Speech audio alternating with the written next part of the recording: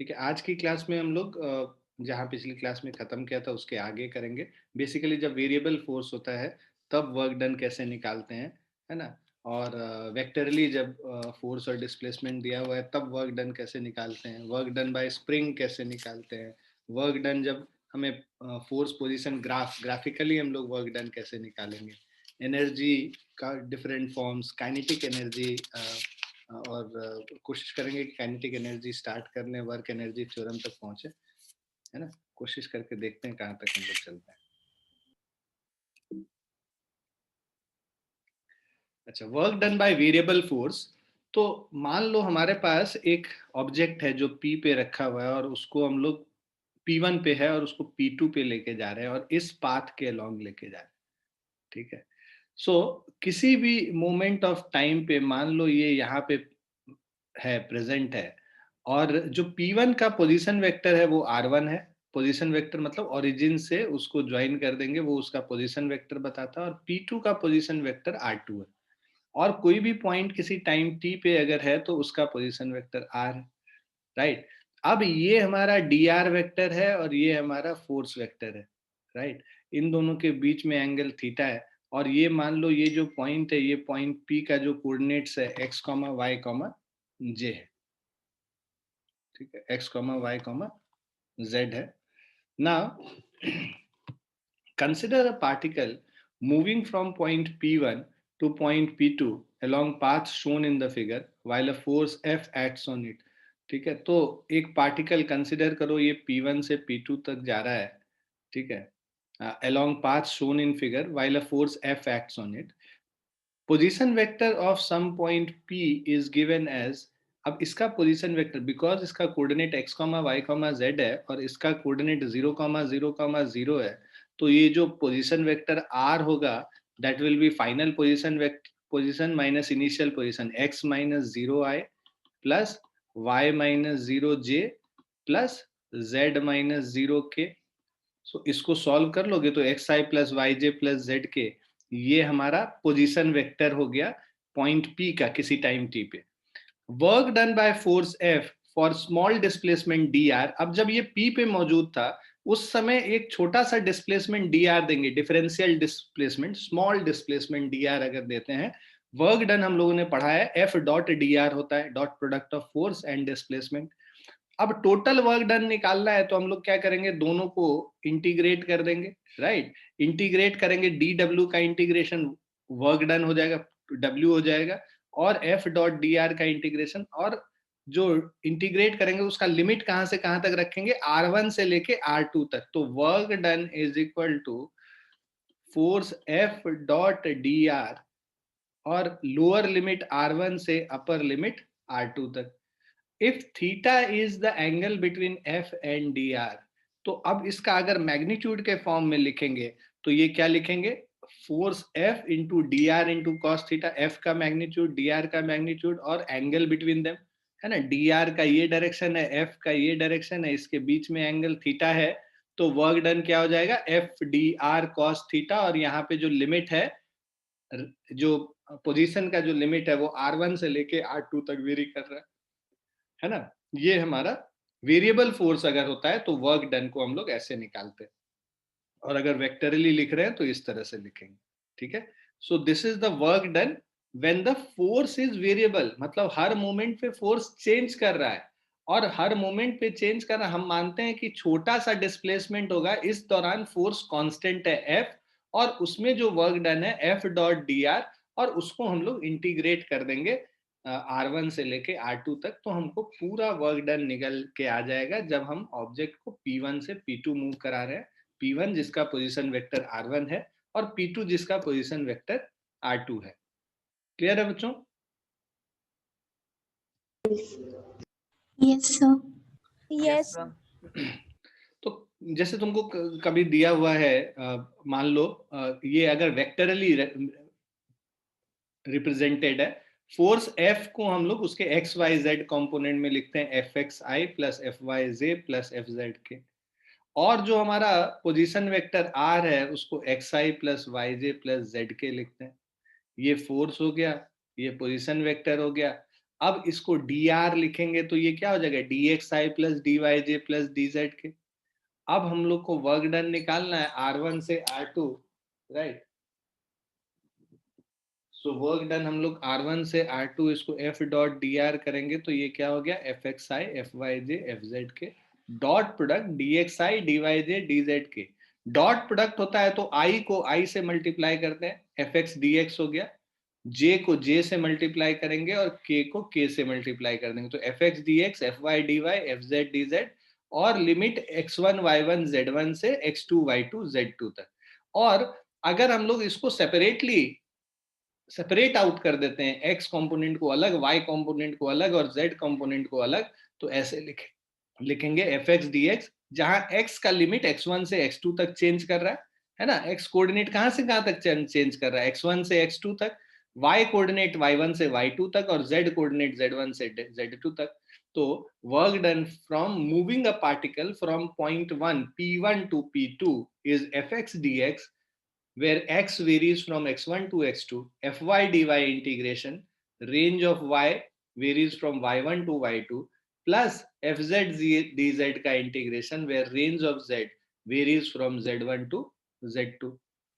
If particle is restricted to move along one axis only, say along x axis, कभी कभी होता है क्या कि ये टू डायमेंशनल मोशन ही दिखा रहा है और अगर एक पार्टिकल स्ट्रेट लाइन में मूव कर रहा है, उस केस में वर्क डन जो होगा एक ही एक्सिस के अलोंग होगा, मतलब जो ये x है, बस वो x चेंज करेगा, हम लोग जिस डायरेक्शन में मोशन हो रहा है उसको x एक्सिस ले लेते हैं और उसके बाद फिर हम लोग जो fy और fz की वजह से जो वर्क डन है वो जीरो मान लेते हैं, क्योंकि चेंज कर नहीं रहा है पोजीशन उसके रेस्पेक्ट में, ठीक है। सो वो वर्क डन क्या हो जाएगा, F X D X x1 to x2, अगर अगर हम लोग वन डायमेंशन में स्ट्रेट लाइन में ऑब्जेक्ट मूव कर रहा है तब।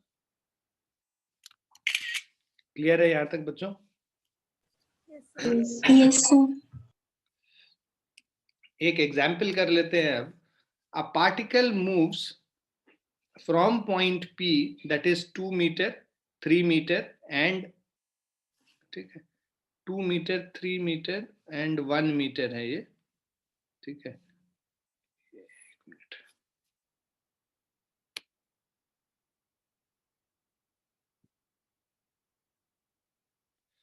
सो 2 मीटर 3 मीटर और ये 1 मीटर है, ठीक है।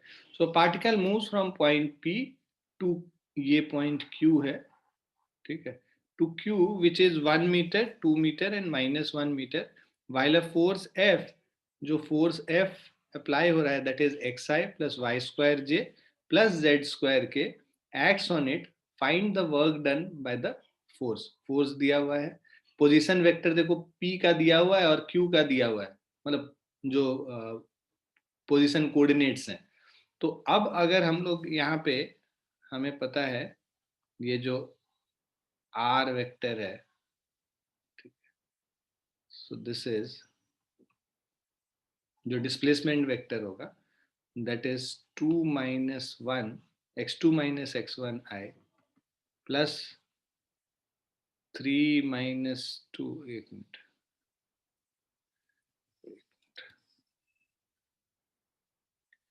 ये हमारा Q पॉइंट का कोऑर्डिनेट है, ये P पॉइंट का कोऑर्डिनेट है। मान लो एक ऑब्जेक्ट को P पॉइंट से Q पॉइंट तक लेके जा रहे हैं, इसका कोऑर्डिनेट P पॉइंट का कोऑर्डिनेट हो गया 1 2, सॉरी, P पॉइंट का कोऑर्डिनेट हो गया 2 3 और 1, और Q पॉइंट का कोऑर्डिनेट है 1 2 और -1, और जो इस पे फोर्स लग रहा है किसी भी टाइम पे F, this is equal to xi plus Y square J plus Z square के।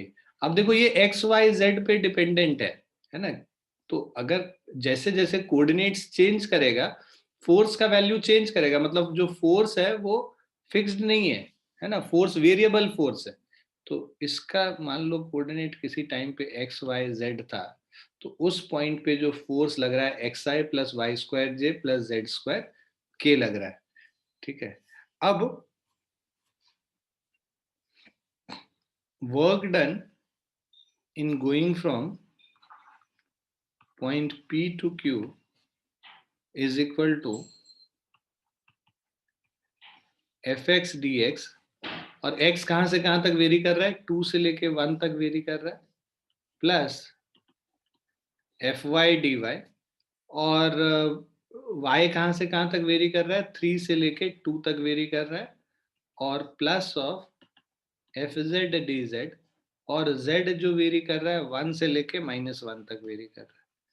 अब हम लोग इसमें वैल्यूज डाल देते हैं। एफ एक्स के जगह जो x कंपोनेंट है फोर्स का वो क्या है, एक्स आई है, तो ये क्या हो जाएगा, X D X 2 to 1 plus F Y का y कंपोनेंट जो है वाई स्क्वायर है, Y square D Y 3 to 2, और जो z कंपोनेंट है Z square D Z 1 to -1।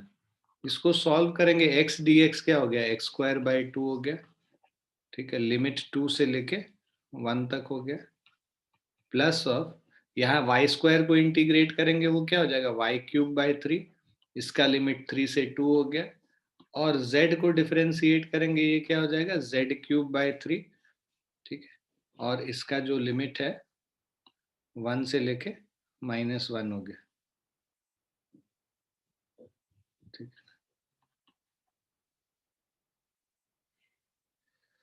अब इसको सॉल्व करेंगे तो देखो 1 square upper limit minus lower limit होता है, 1 square -2 square by 2 plus 2 cube -3 cube by 3 plus -1 cube -1 cube by 3। So this is 1 -4 upon 2, 8 -27 upon 3, -1 upon 3। इसको पूरे को कैलकुलेट करते हैं, work done from P to Q। 1 - 4 is -3/2, 8 -27, this is minus of 19/3 -2/3। LCM ले लेते हैं 6, 2 3 -9 -38 -4, so 38 4 42 951 -51/6 which is equal to, अब ये 3 से हो जाएगा -17/3 joules। This is work done from P to Q। Clear है बच्चों? Yes, sir. Yes, sir.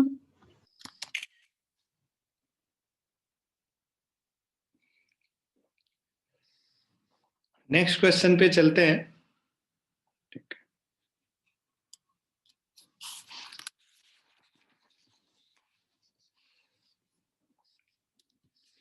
ये एच सी वर्मा का क्वेश्चन है। ये कह रहा है कि अब force F is equal to 10 plus 0.5x। अब हम अलग से रखेंगे ही नहीं एच सी वर्मा को, साथ में ही करा देंगे, तुम लोग कर भी लोगे। F is equal to 10 plus 0.5x acts on a particle in the x direction, है ना, where F is in Newton and x is in meter। Find the work done by this force during the displacement from x is equal to 0 to x is equal to 2 meter। तो भाई work done, अब x axis के along ही displacement हो रहा है, तो इसको क्या लिखेंगे, एफ डी एक्स और इंटीग्रेशन x1 से लेके x2 तक। तो इसको लिख लो, f क्या है, 10 प्लस 0.5x, है ना, dx, और इसका इंटीग्रेशन x का वैल्यू कहां से कहां तक, 0 से लेके 2 मीटर तक वेरी कर रहा है। सो अब ये देखो 0 से 2 10 dx हो गया, प्लस 0.5x dx 0 से 2, है ना, dx को अंदर ले जाके इंटीग्रेशन साइन अंदर ले गए और अलग अलग इंटीग्रेट कर दिया। 10 dx का मतलब dx का इंटीग्रेशन x होता है, 10 तो कांस्टेंट है, 10x लिमिट 0 से 2 0.5x dx का x स्क्वायर बाई 2 हो गया, तो 0.5x स्क्वायर बाई 2, ये 0 से 2 हो गया। Upper limit minus lower limit 10 times 2 minus 0 plus 0.5 2 square minus 0 square divided by 2, ठीक है। 10 इंटू 2 20 हो गया, plus 0.5 into 4 by 20 plus 1, that is 21 joules.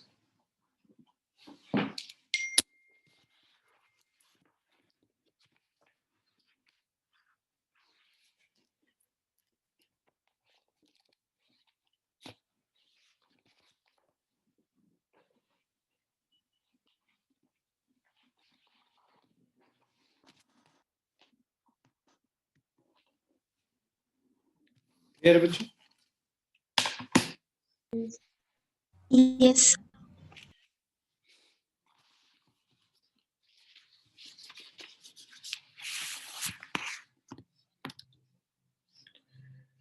Next question है, फोर्स दिया हुआ है, राइट, और 2 kg mass which displaces it from x is equal to 0 to x is equal to 5 meter, work done हम लोग को निकालना है। ये तुम्हारा होमवर्क है, तुमको इसको बस डिफरेंशिएट कर देना है। एफ डी एक्स, यहाँ पे भी x के अलॉन्ग ही चेंज कर रहा है ना, इंटीग्रेट कर देना है एफ डी एक्स, और x का लिमिट हम लोग कहाँ से कहाँ तक ले लेंगे, 0 से लेके 5 तक ले लेंगे, ठीक है। ये इसको तुम घर पे कर लेना। अब आते हैं work done by spring force पे, ठीक है। सो if x is the displacement of the free end of the spring from its equilibrium position, then spring force is given by fs is equal to minus kx। ये हमारा क्या है, spring force है, ठीक है। सो अगर तुमने किसी भी स्प्रिंग को x से डिस्प्लेस किया, उसके नेचुरल लेंथ से तुमने अगर उसको मतलब एक्सटेंड किया है या कंप्रेस किया है, या तो उसको खींचेंगे, लंबा करेंगे, या फिर उसको छोटा करेंगे। जब आप उसको खींचिएगा तो उस समय जो रीस्टोरिंग फोर्स होगा, मान लीजिए आपने स्प्रिंग को राइट साइड खींचा है, तो जो रीस्टोरिंग फोर्स है स्प्रिंग उस पे जो लगाएगा, है ना, इस बॉडी पे, वो लेफ्ट के डायरेक्शन में होगा। और जब हम लोग स्प्रिंग को कंप्रेस करेंगे, तब उस समय रीस्टोरिंग फोर्स उसको उसके ऑपोजिट होगा। तो जो भी एक्सटर्नल फोर्स होता है ना, उसके ऑपोजिट में हमेशा रीस्टोरिंग फोर्स लगता है। और जो स्प्रिंग के मटेरियल के ऊपर एक वैल्यू डिपेंड करता है, जिसको स्प्रिंग कांस्टेंट कहते हैं किसी भी स्प्रिंग का। तो जो फोर्स होता है, जो restoring force, that is always equal to minus of K X. मतलब जिधर डिस्प्लेसमेंट, उसके ऑपोजिट साइड में, नेगेटिव साइन ये बताता है कि जिधर भी डिस्प्लेस कर रहे हो उसके ऑपोजिट साइड फोर्स लग रहा है। मतलब अगर तुमने स्प्रिंग को डिस्प्लेस, ऑब्जेक्ट को डिस्प्लेस इधर किया, तो रीस्टोरिंग फोर्स इसके ऑपोजिट डायरेक्शन में लग रहा है। अगर तुमने स्प्रिंग को डिस्प्लेस इधर किया है, राइट, तो उस केस में रीस्टोरिंग फोर्स इसके ऑपोजिट डायरेक्शन में, इस डायरेक्शन में लग रहा है, ठीक है ना। सो जिधर भी x होगा, डिस्प्लेसमेंट होगा, उसके ऑपोजिट डायरेक्शन में फोर्स लगता है। So if x is the displacement of the free end of the spring from its equilibrium position, then spring force is given by Fs is equal to minus kx, है ना, where k is spring constant। K is spring constant, depends on the material of the spring. Now negative sign implies that spring force is always in a direction opposite to displacement। ये minus क्या बताता है कि spring का जो force है displacement के opposite direction में लगेगा। डिस्प्लेसमेंट अगर राइट है तो स्प्रिंग फोर्स लेफ्ट की तरफ लगेगा, और यहाँ सेकंड केस में जब डिस्प्लेसमेंट लेफ्ट है तो स्प्रिंग फोर्स राइट के डायरेक्शन में लगेगा। So let the spring be stretch from x to x plus dx। मान लो हम लोगों ने स्प्रिंग को स्ट्रेच करके, पहले x डिस्प्लेसमेंट पे था, अब उसको स्ट्रेच कर दिया, x प्लस dx बना दिया। थ्रू द डिस्टेंस dx, हम लोगों ने कितने से इसको डिस्प्लेस किया, dx से स्प्रिंग को स्ट्रेच किया है। Work done by the spring force, हम लोगों को पता है वर्क डन क्या होता है, fx dx और इंटीग्रेशन, मतलब work done dw is minus kx dx। अब total work done by spring as it is stretched through a distance x from its mean position is dw, integrate कर देंगे 0 से x तक, तो minus के x D x, 0 से x integrate करेंगे तो x dx का इंटीग्रेशन क्या होता है, x स्क्वायर बाई 2 हो जाता है। तो minus of K x square by 2 या minus of half k x square. तो work done by the spring is minus half k x square, जब भी आप इसको x डिस्टेंस से डिस्प्लेस करोगे। work done by spring force for displacement from x initial to x final is fs dx xi to xf कर देंगे, इसको integrate करेंगे, माइनस ऑफ हाफ के xf square minus xi square, ये work done by spring हो गया। ठीक है, जब 0 से लेके x करते हैं तो minus half k x square हो गया, जब इनिशियल पोजीशन xi से लेके फाइनल पोजीशन xf तक लेके जाते हैं तो माइनस हाफ के फाइनल जो पोजीशन है xf square minus initial position xi square. Work done by the spring force depends only on the initial and final points, है ना, क्या पाथ होगा उस पर डिपेंडेंट नहीं है, इनिशियल और फाइनल पोजीशन पे बस डिपेंडेंट है। Net work done by the spring force is 0 for any path that returns to the initial point, मतलब तुमने कोई भी पाथ से पहले तुमने उसको स्ट्रेच किया और वापस जाके उसको उसके ओरिजिनल पोजीशन पे लेके चले गए, तो यहाँ पे टोटल जो राउंड इसमें वर्क डन जो है वो 0 हो गया। Figure below shows graph between spring force and displacement. Work done is given by area under fx graph and x axis. ठीक है, तो अभी हम लोग आगे देखेंगे यहाँ पे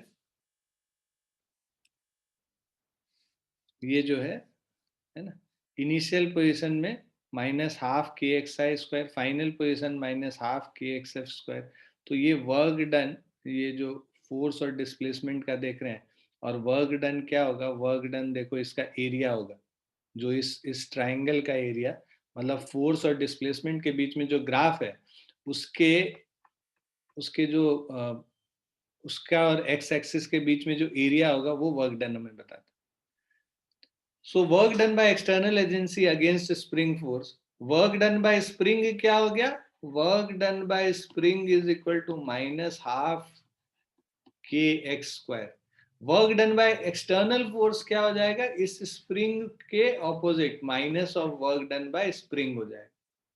सो if an external force is applied against spring force such that velocity of body block does not change और acceleration of block is 0, तब उस केस में जो external force है this is equal to minus of f into s, f of s, मतलब spring force का negative external force लगता है।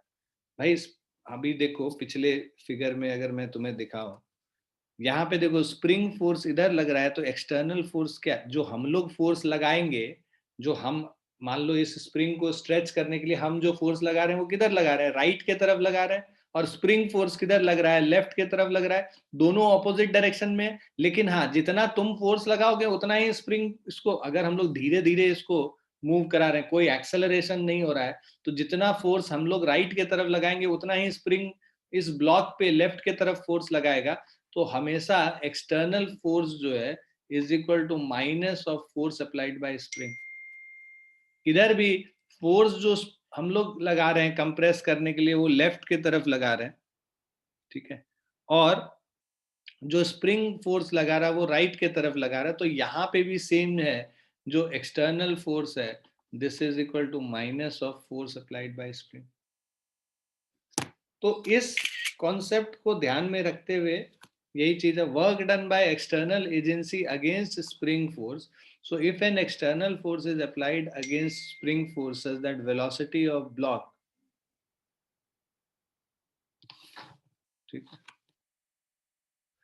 does not change or acceleration of block is 0, then external force is equal to minus of spring force, या force external force is kx, spring force क्या था, minus kx था, तो external force is equal to minus fs which is equal to minus minus plus हो गया, plus of kx हो गया।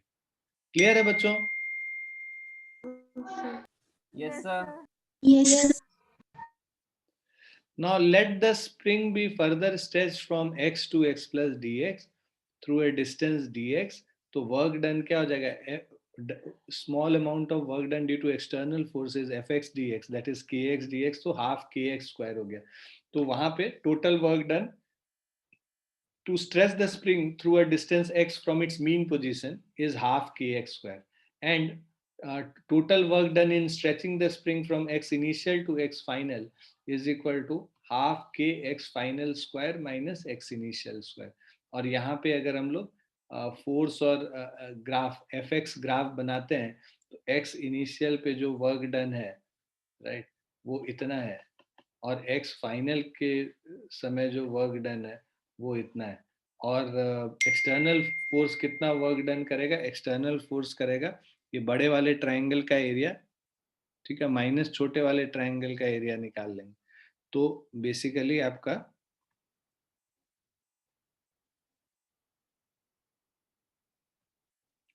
ये जो एरिया है ट्रेपीजियम का, ये एरिया हम लोग को देगा half k x f square minus x i square.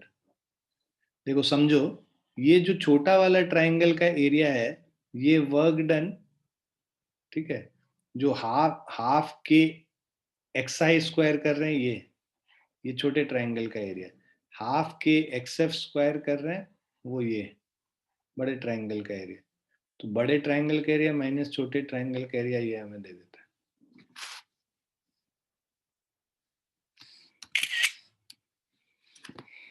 Now work done from force versus position graph.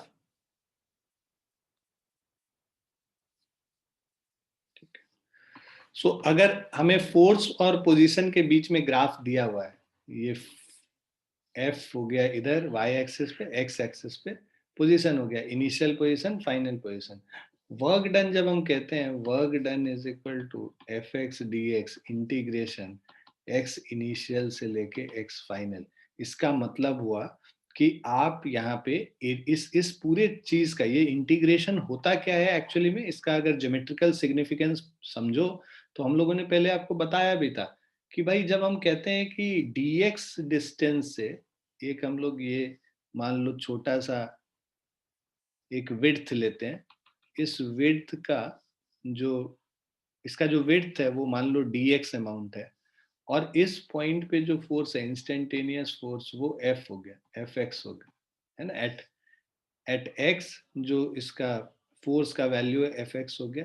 तो अगर इस रेक्टेंगल स्ट्रिप का एरिया तुम देखोगे तो वो क्या हो जाएगा, F x into D x, इस रेक्टेंगुलर स्ट्रिप का एरिया हो गया। ऐसे ऐसे सारे रेक्टेंगुलर स्ट्रिप्स को, कई सारे रेक्टेंगुलर स्ट्रिप्स में हम इसको बांट लेते हैं, और उन सब को अगर हम ऐड कर देते हैं, समेशन करते हैं, समेशन का मतलब इंटीग्रेशन, तो इंटीग्रेट कर देंगे एफ एक्स डी एक्स को कहाँ से कहाँ तक, इनिशियल पोजीशन एक्स आई से लेके एक्स एफ तक। तो ये जो हमें देता है ये क्या है, एक्चुअली वर्क डन। और ये जो वर्क डन होगा ये वर्क डन किसके बराबर होगा, this work done is equal to area under force versus position graph. तो फोर्स और पोजीशन ग्राफ जो है, फोर्स वर्सेस पोजीशन ग्राफ, उसके अंदर जो एरिया लेंगे एक्स एक्सिस और उस ग्राफ के बीच का जो एरिया लेंगे वो हमें टोटल वर्क डन देगा, अगर हम लोग को ग्राफिकली देखना है। So area under F X graph and X axis will give you the work done. F X graph हो गया ये, और एक्स एक्सिस के बीच का एरिया अगर हम लोग को निकालना है कहां से कहां तक, एक्स आई से लेके एक्स एफ तक, तो ये जो एरिया है इस बीच में ये पूरा एरिया हमें वर्क डन देता है, that is equal to work done. So figure below shows a plot of a one-dimensional variable force acting on a particle moving along x-axis. We wish to find work done on the particle by this force as the particle moves from an initial point xi to final point xf, as shown in the figure below. Let us divide the total displacement of the particle into number of intervals of length delta x, वही जो हम कह रहे थे उससे पूरा derive करके हम लोग निकालते हैं कि फोर्स वर्सेस पोजीशन ग्राफ का जो एरिया है वो हमें वर्क डन देगा, ठीक है। सो वही चीज को यहाँ पे बता रखा है, area under F X graph and X axis is this which is equal to work done.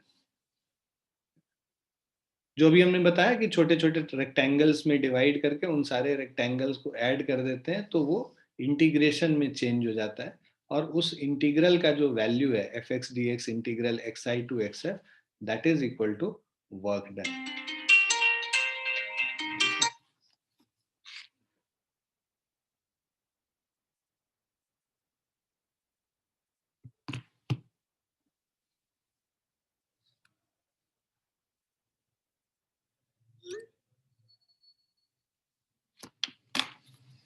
एक मिनट बच्चों,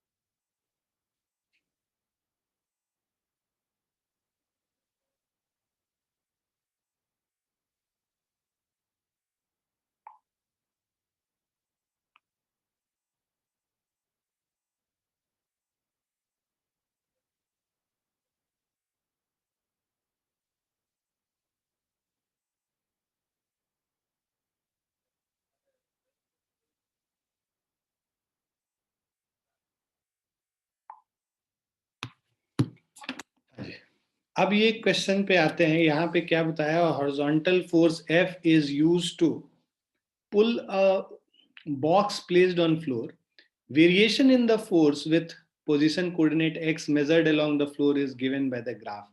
तो देखो ये फोर्स का डिस्प्लेसमेंट के हिसाब से जो फोर्स चेंज कर रहा है, variation of force, Fx graph दे रखा है। Fx ग्राफ यहाँ पे दिया हुआ है।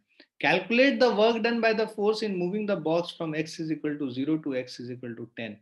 x is equal to 0 से x is equal to 10 का अगर वर्क डन निकालना है वो क्या होगा, ये एरिया होगा, है ना। सो work done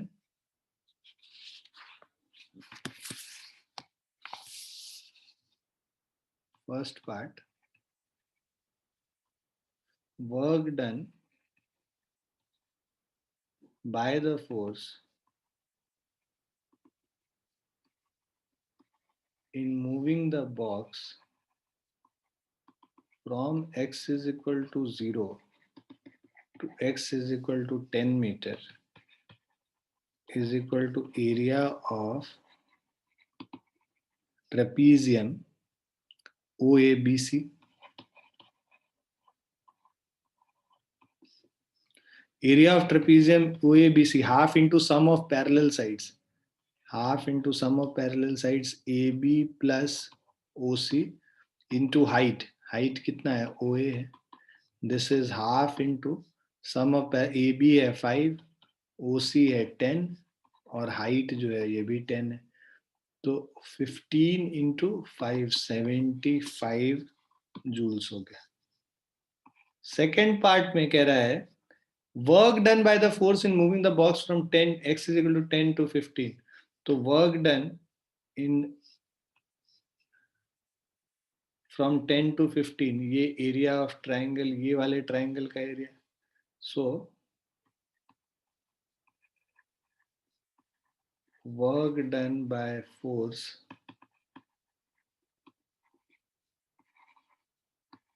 in moving the box from x is equal to 10 meter to x is equal to 15 meter, ठीक है, is equal to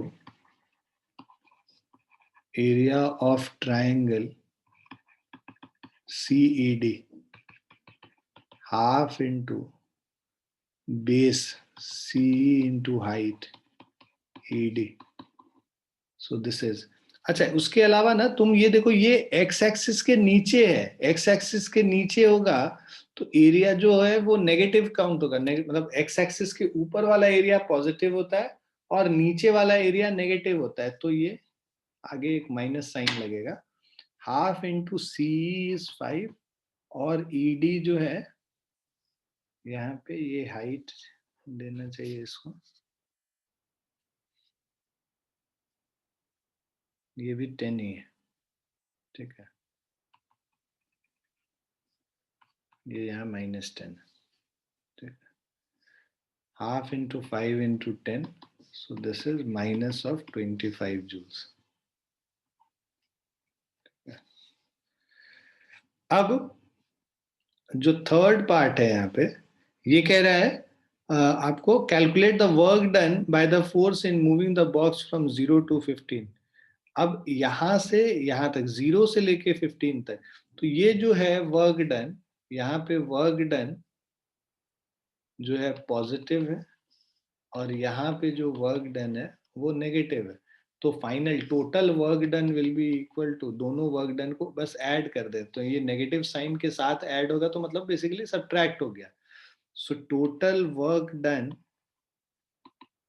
is equal to 75 joules plus or minus 25 joule, 75 minus 25 joule, which is 50. So work done is equal to 50 joules, 0 से लेके अगर 15 तक का देखना। Clear है बच्चों? Yes, sir. Yes, sir.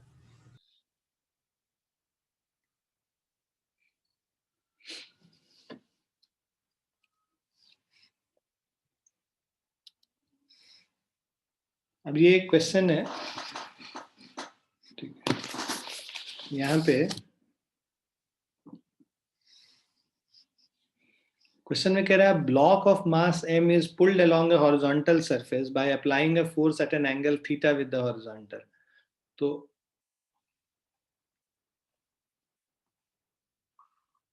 ये ब्लॉक है, इसका मास m है, pulled along a horizontal by applying a force at an angle theta. यहाँ पे जो हम लोग फोर्स लगा रहे हैं at an angle theta with horizontal, the friction coefficient between the block and the surface is mu. यहाँ पे फ्रिक्शन कोएफिशिएंट म्यू है इस सरफेस पे।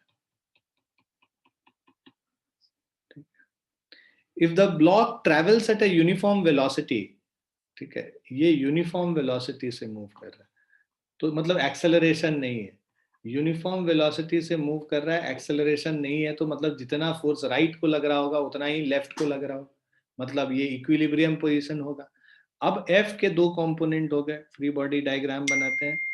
एक एफ का ये वाला जो कंपोनेंट है, this is F cos theta, ऊपर वाला जो कंपोनेंट है एफ साइन थीटा, इसका वेट नीचे mg हो गया, नॉर्मल रिएक्शन n हो गया, और जो फ्रिक्शन फोर्स है, जो स्टैटिक फ्रिक्शन है Fs, वो म्यू इंटू n हो गया। अब since the block is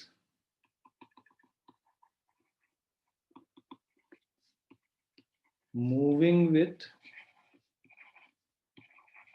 uniform velocity, पहले तो देखो, पहले क्या है कि जितना फोर्स ऊपर लग रहा है वर्टिकल डायरेक्शन में इक्विलिब्रियम लिखेंगे, n plus F sine theta is equal to mg है, ठीक है, तो जो n का वैल्यू है this is mg minus F sine theta, first equation, ठीक है, और the block is moving with uniform velocity, then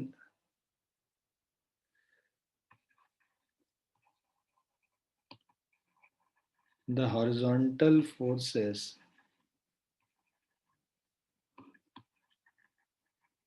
balances each other।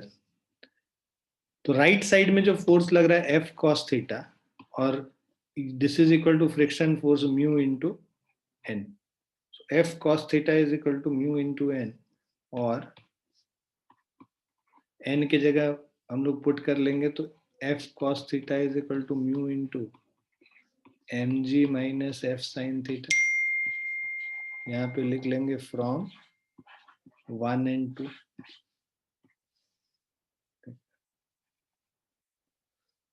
So f cos theta is equal to mu times mg minus f sin theta.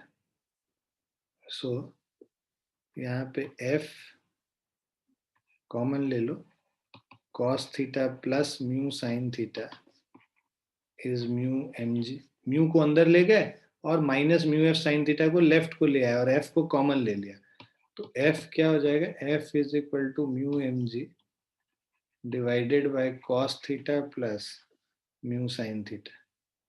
ठीक है, ये F का value हो गया। अब हमें निकालना है find the work done by this applied force during the displacement D of the block. ये टोटल डिस्प्लेसमेंट डी हुआ है, work done, so work done is force into displacement, force हमारा है mu M G divided by cos theta plus mu sin theta into displacement d.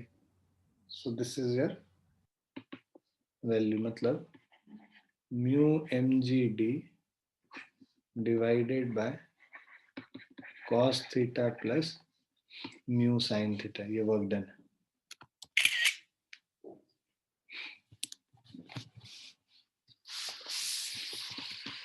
Clear बच्चों? Yes. Yes, sir.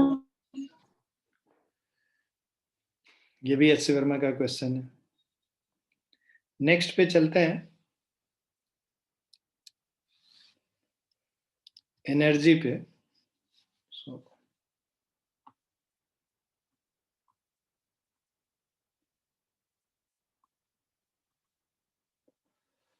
the energy of a body is defined as its capacity to do work. ठीक है, energy क्या है, capacity to do work. So various forms of energy, right, तो अलग अलग form of energy है। Mechanical energy है, mechanical energy के अंदर काइनेटिक और पोटेंशियल दोनों आ जाता है। Chemical energy, electrical energy, magnetic energy, nuclear energy, sound energy, light energy, heat energy. हम लोग इस चैप्टर में मैकेनिकल एनर्जी पे ही कॉन्सेंट्रेट करेंगे। 12th क्लास में electrical energy, magnetic energy 12th class में, ये भी न्यूक्लियर एनर्जी भी 12th क्लास में करेंगे। साउंड एनर्जी हम लोग 11th में करेंगे, लाइट एनर्जी भी 12th में, लाइट वाले चैप्टर में, और हीट एनर्जी भी 11th में करेंगे। तो ये सब अलग अलग चैप्टर्स में हम लोग पढ़ेंगे। ठीक है, केमिकल एनर्जी तुम लोग केमिस्ट्री में पढ़ते हो। काइनेटिक और पोटेंशियल एनर्जी जो है अभी हम लोग इस चैप्टर में करेंगे। अब वेरियस फॉर्म्स ऑफ एनर्जी जो है, एनर्जी क्या है, एक फॉर्म में ना रह के एक दूसरे फॉर्म में इंटर कन्वर्ट करता रहता है। सो एनर्जी ऑलवेज, मतलब हमें पता है कि by conservation of energy, energy can neither be created not destroyed, it can only be converted from one form to other.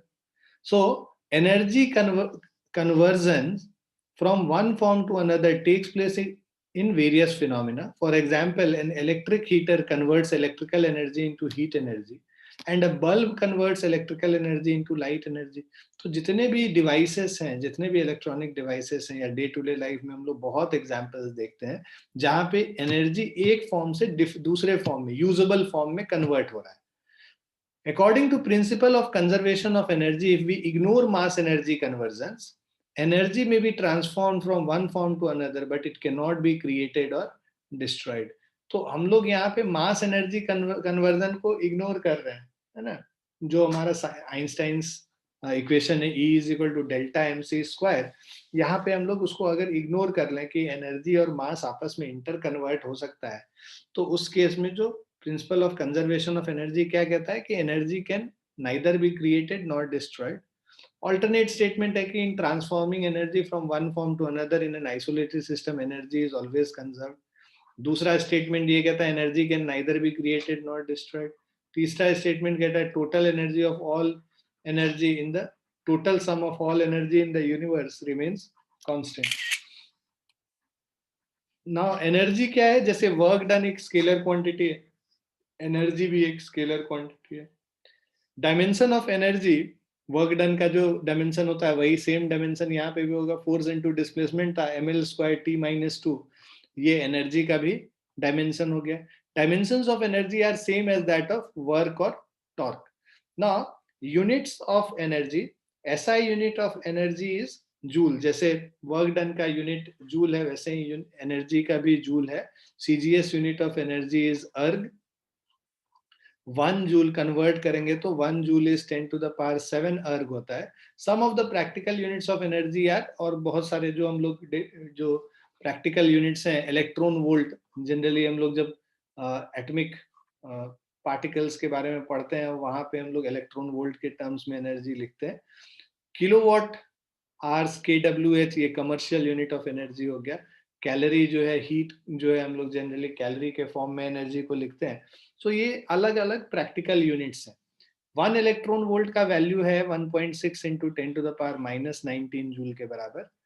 1 kilowatt hour is 3.6 into 10⁻6 joules. 1 calorie is 4.18 joules, और 1 mega electron volt is 1.6 into 10⁻⁻13 joules. अगर electron volt में convert करेंगे तो 10⁻6 electron volts में convert होता है।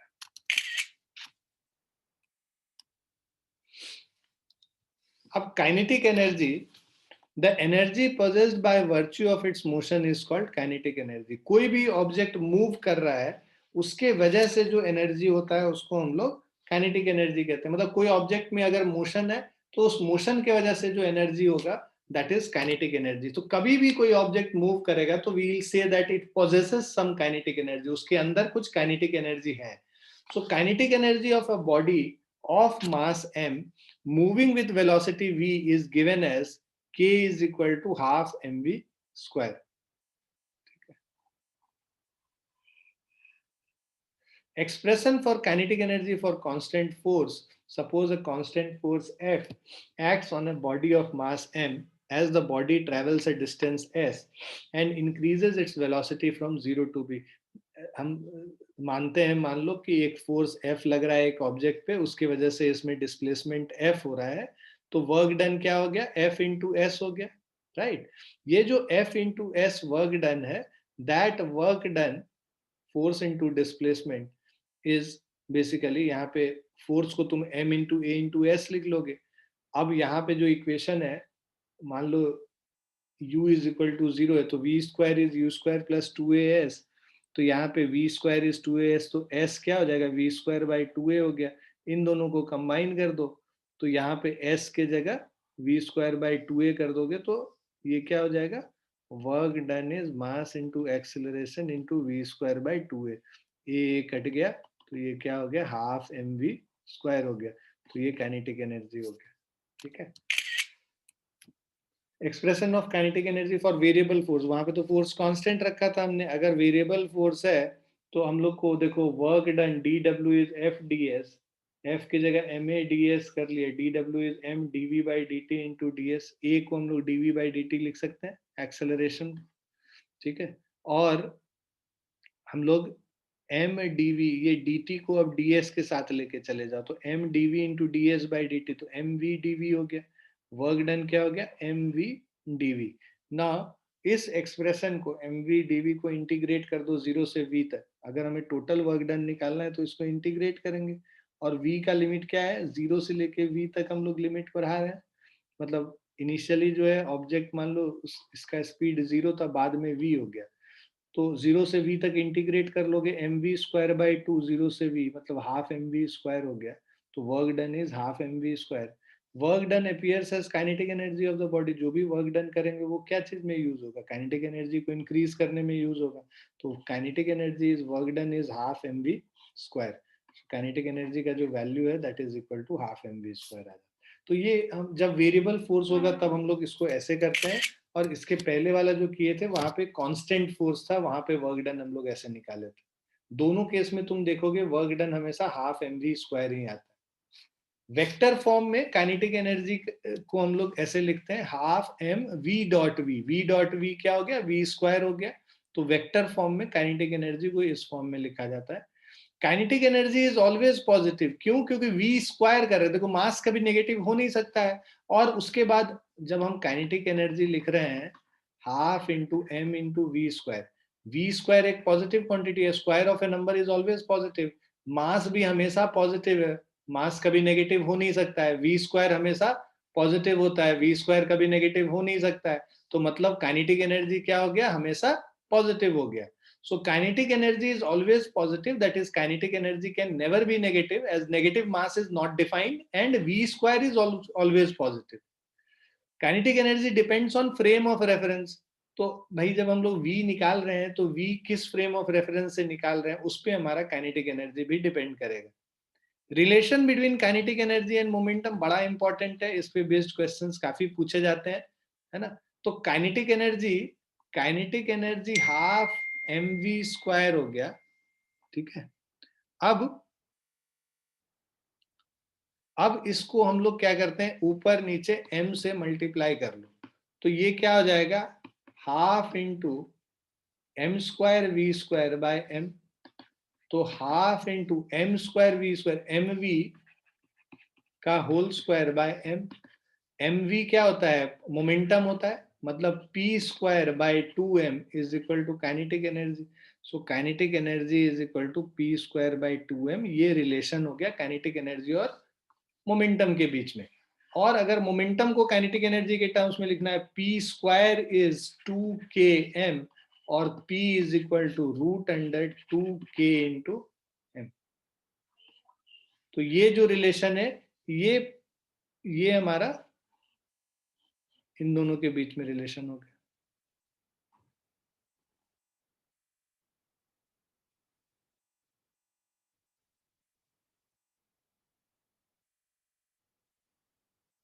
ठीक है, सो मोमेंटम और काइनेटिक एनर्जी के बीच में ये रिलेशन। क्लियर है बच्चों? Yes sir.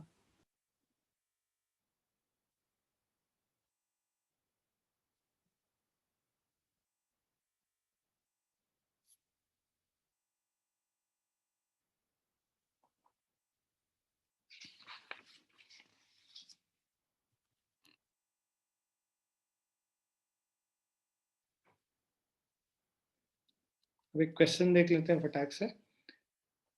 ये क्वेश्चन कह रहा है, to masses of 1 gram and 4 gram are moving with equal kinetic energies.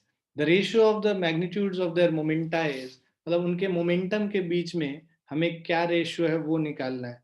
तो देखो, momentum p is equal to root under 2m into k, ठीक है।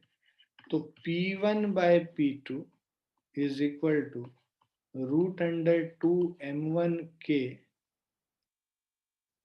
Bye root under 2m2k। क्यों? क्योंकि कह रहा है काइनेटिक एनर्जी जो है इक्वल है, since both have equal kinetic energies, है ना, के। तो ये ऐसे लिख सकते हैं। अब यहाँ पे इसको 2 कैंसिल हो गया, के कैंसिल हो गया, तो root under m1 by m2, ठीक है। सो p1 बाय p2 ये हो गया root under m1 by m2, और square root of m1 upon m2, square root of 1 gram by 4 gram. 1/4 का स्क्वायर रूट 1/2 होता है, रेशियो क्या हो गया, 1:2 हो गया।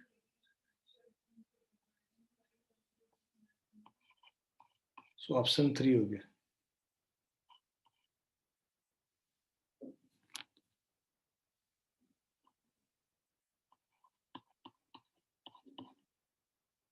क्लियर है बच्चों? Yes, sir. Yes sir.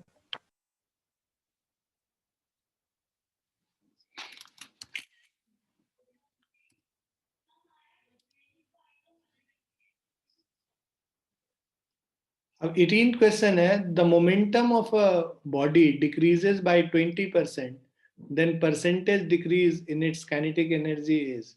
अब देखो मोमेंटम क्या हो रहा है, momentum of a body decreases by 20%, right. तो percentage decrease in kinetic energy हम लोग को निकालना है। तो मान लो इनिशियल मोमेंटम p है,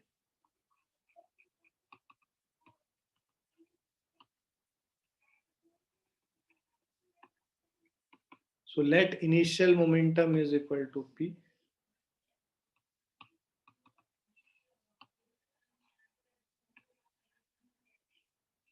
final momentum is equal to decreases by 20%, p minus 20% of p, तो p minus 20 into p by 100,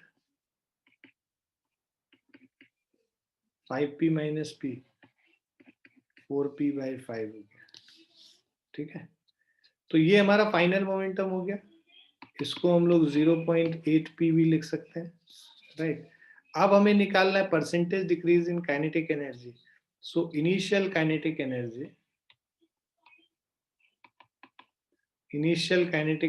is p²/2m, ठीक है, और final kinetic energy is equal to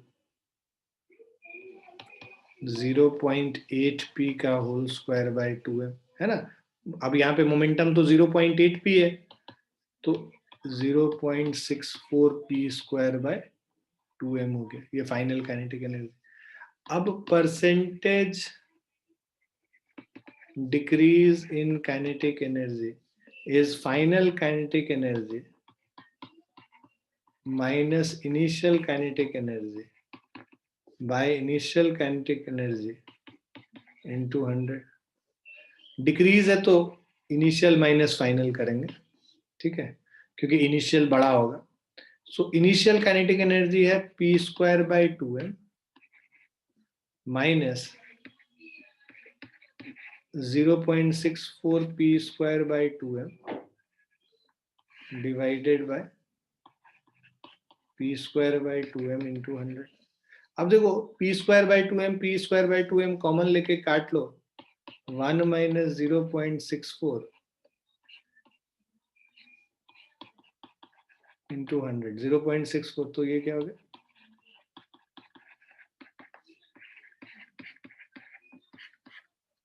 so this is 36%। Clear है बच्चों? Yes. Yes, sir. Yes, sir. ठीक है, आज यहीं पे रुकेंगे। कल अगली क्लास में, मतलब कल हम लोग वर्क एनर्जी थ्योरम स्टार्ट कर सकते हैं, और वर्क एनर्जी थ्योरम करने के बाद फिर हम लोग पोटेंशियल एनर्जी और पावर हम लोग कर सकते हैं, कंजर्वेशन ऑफ एनर्जी और पावर। ठीक है, 3-4 क्लास लगेगा, will try and finish it. ठीक है, ठीक है, चलिए रिवाइज कर लीजिएगा और पीछे का रिवीजन शुरू कर लीजिए टेस्ट के लिए, है ना। Bye and take care everyone. Thank you, sir.